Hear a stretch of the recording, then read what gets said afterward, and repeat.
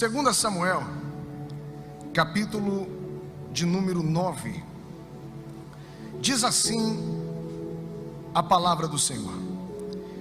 Disse Davi: resta ainda porventura alguém da casa de Saul, para que use eu de bondade para com ele, por amor a Jonatas? Havia um servo na casa de Saul, cujo nome era Ziba. Chamaram-no que viesse a Davi. Perguntou-lhe o rei: és tu Ziba? Respondeu: eu mesmo, teu servo. Disse-lhe o rei: não há ainda alguém da casa de Saul, para que eu use da bondade de Deus para com ele? Então Ziba respondeu: ainda há um filho de Jonatas, aleijado de ambos os pés. E onde está? Perguntou-lhe o rei. Ziba lhe respondeu: está na casa de Maquir, filho de Amiel, em Lo-debar. Tome o seu assento, adorando e exaltando o nome do Senhor.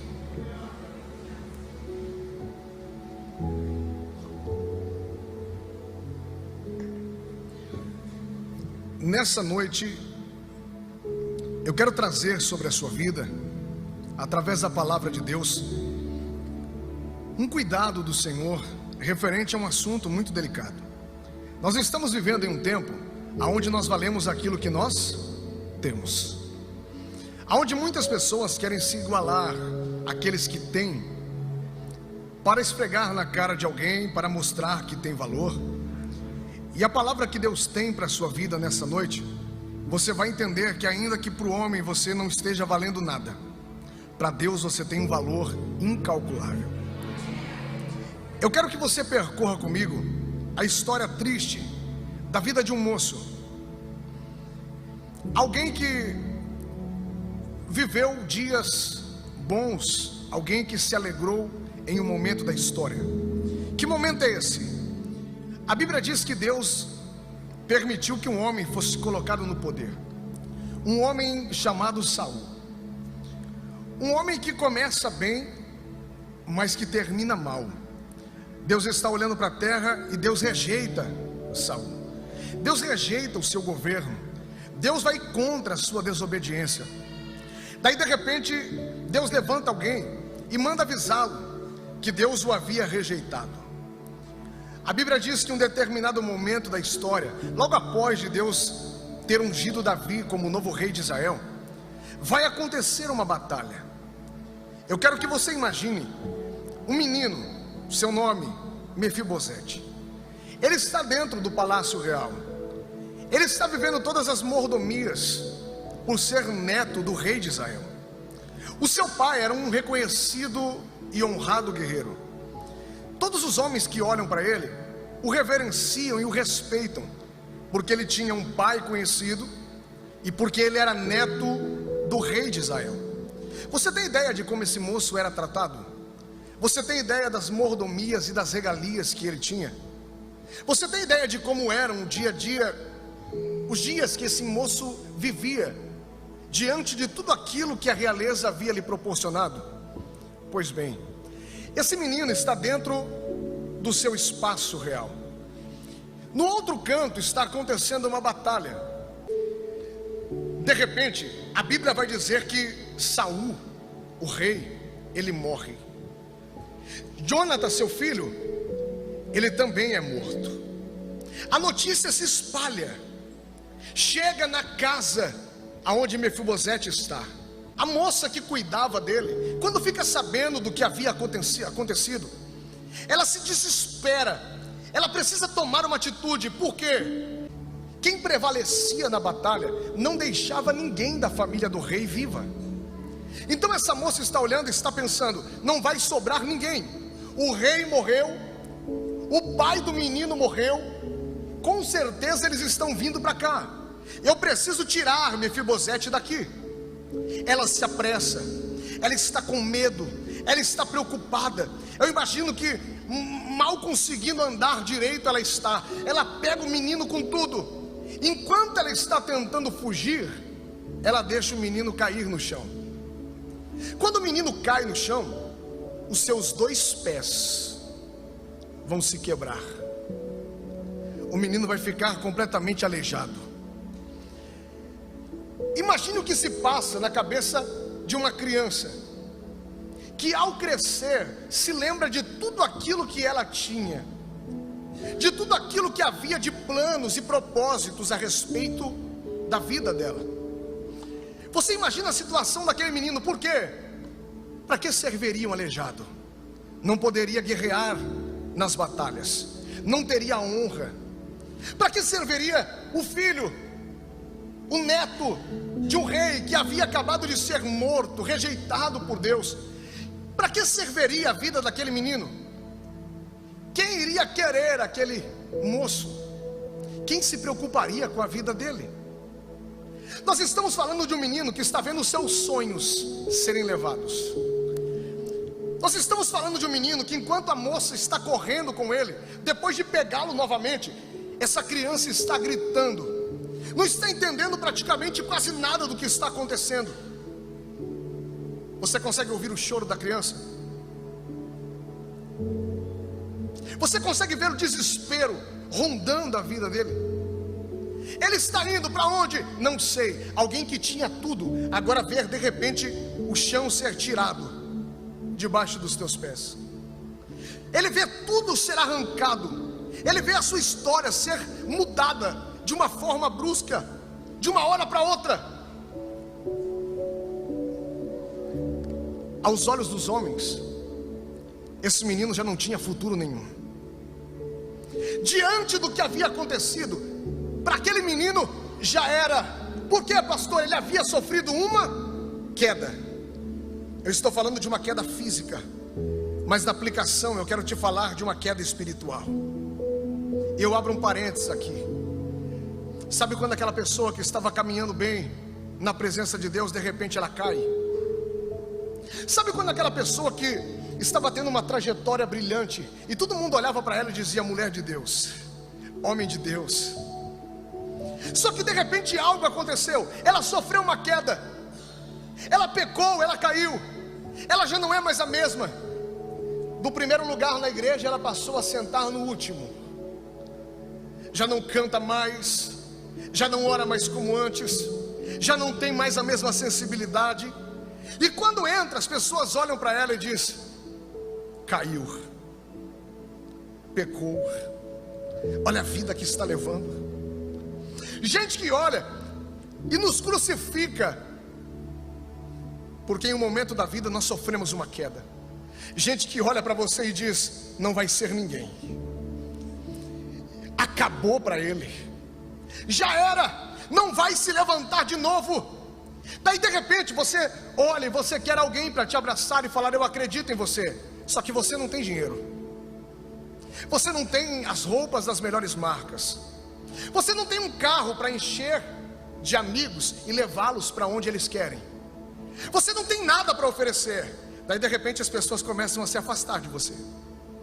Perdeu o emprego, ganhava bem, já não ganha mais. Fazia churrasco para todo mundo, enchia a casa de amigos, era cheio de pessoas ao redor. Só que de repente o momento da caminhada caiu e perdeu tudo. Daí de repente você é obrigado a ver quem andava junto com você se afastar. Quem emprestava dinheiro quando você tinha, nem o seu telefone atende mais. Gente que te bajulava e ficava perto de você, já não quer mais saber. Daí de repente você olha e se vê numa estrada de desespero, sozinho, sozinha, não sabe para onde está indo, não tem ninguém para te acolher, não tem o que oferecer para os interesseiros que estão por aí, não tem ninguém para te dar um abraço, para falar: ei, fica aqui que eu cuido de você. É com você que Deus quer falar nessa noite. Mefibosete estava nessa estrada, talvez a mesma estrada que você está hoje. Ele sofreu uma queda, e por causa de uma queda ele já não tinha valor algum. Tudo que um dia ele teve desapareceu com o vento. Daí alguém aqui está perguntando: pastor, quem é que vai cuidar dele? Quem é que vai alimentá-lo? Porque a moça que trabalhava na casa dele certamente ela não tinha condição nenhuma. E cuidar de uma criança, se responsabilizar pelo alimento, principalmente em um tempo como aquele, não era nada fácil. Aí alguém está olhando e dizendo: pastor, o que aconteceu com ele? Quem é que estendeu a mão? Quem é que o socorreu? Tinha alguém que tinha amizade com o pai dele, alguém que comia na mesa do rei, tinha alguém que bajulava o avô dele, que o socorreu? Não.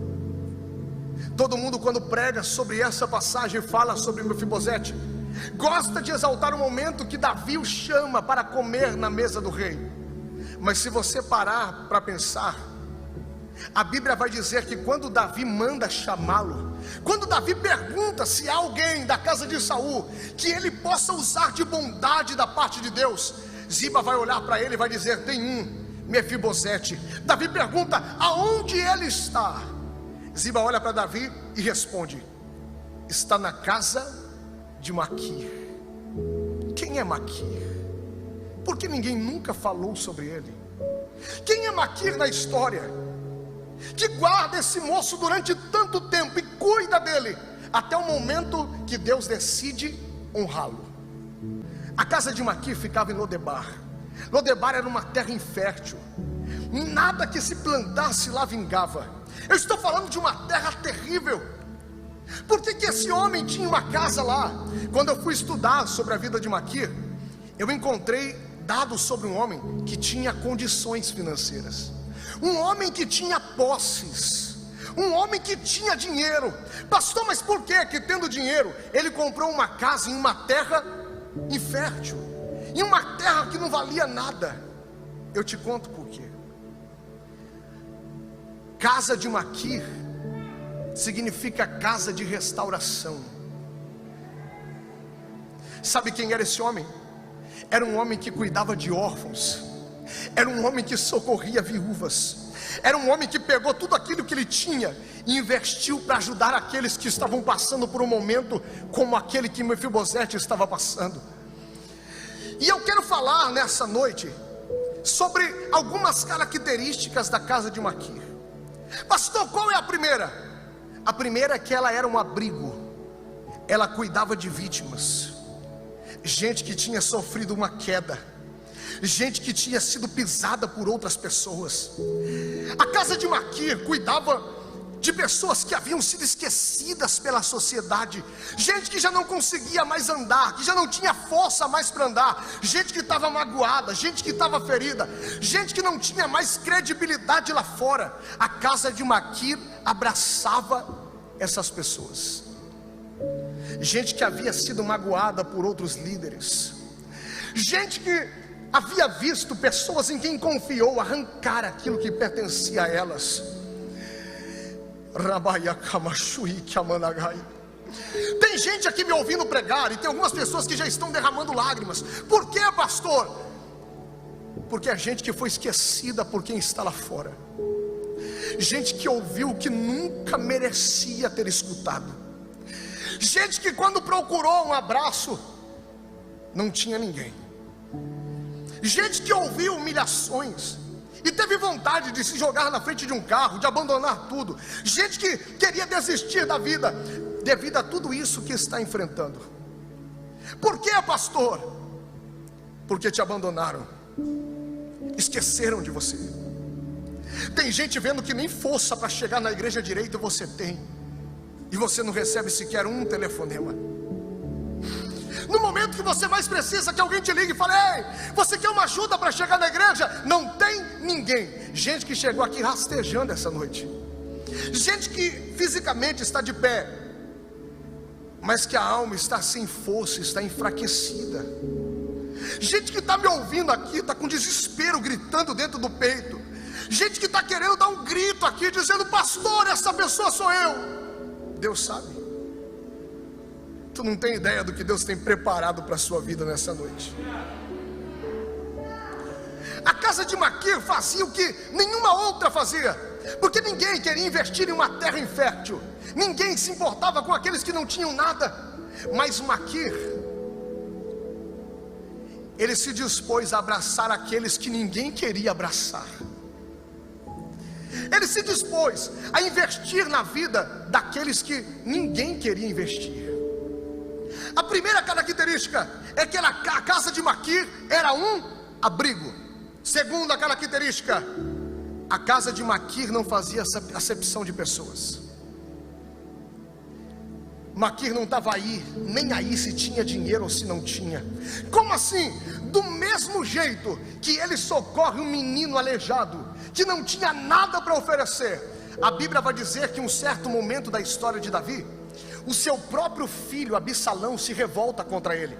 O próprio filho está perseguindo o pai. Davi sai de dentro do palácio fugido, está andando nas ruas descalço, de roupa rasgada, está com fome, não tinha lugar para tomar banho, andou, está preocupado, porque a qualquer momento o seu próprio filho poderia aparecer e matá-lo. No momento em que ele está cansado, aflito, no momento onde ele está precisando de um pão para se alimentar, no momento onde ele está precisando de um lugar para dormir, quem é que aparece? 2 Samuel, capítulo 17, versículo 27. A Bíblia vai dizer que no momento da aflição de Davi, Maquir vai aparecer, com pão na mão, com cama para ele dormir, com vasilha para ele se lavar. Por quê? Porque Maquir, a casa de Maquir, não fazia acepção de pessoas.